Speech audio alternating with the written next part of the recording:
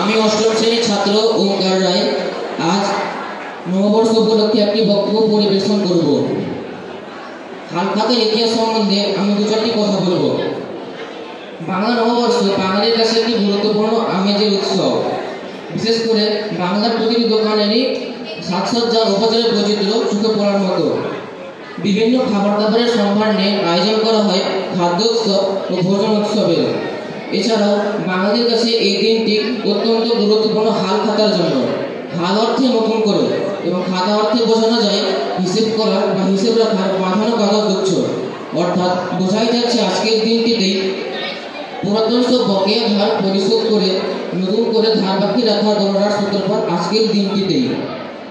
বাংলার মাটি খুবই উর্বর এবং বাংলার কৃষকেরা তাদের জমি চাষ করার জন্য বিভিন্ন জোরদার জমিদারদের কাছ থেকে যে টাকা দাগান হিসেবে ধার গ্রহণ করত, ফসল ওঠার পর সেই টাকা পুনরায় খাজনা হিসেবে জমা দেওয়ার জন্য বিভিন্ন জমিদাররা তাদের ডাককেন্দ্রে গোলাতে এবং তারা সেই টাকা বিভিন্ন কৌশলে আদায় করত।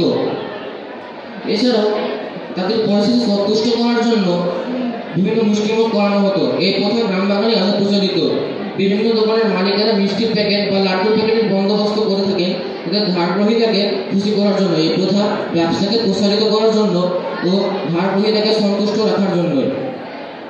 বাংলায় মুঘল সম্রাটের অধীনে যে শাসকের প্রতিনিধি বা জাগিরদার বহাল থাকতেন তারাই বিভিন্ন জমিদার যোদ্ধাদের দ্বারা খাজনা আদায় করাতেন এবং সেই বিপুল পরিমাণ অর্থ একত্র করে চালান করে দেওয়া হতো মুঘল রাজকোষাগারে।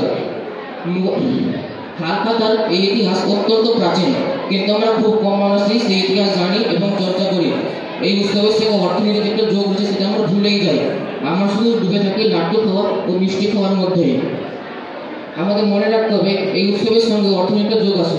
অর্থনীতি ছাড়া কোনো উৎসবই কার্যকর নয়। ধন্যবাদ।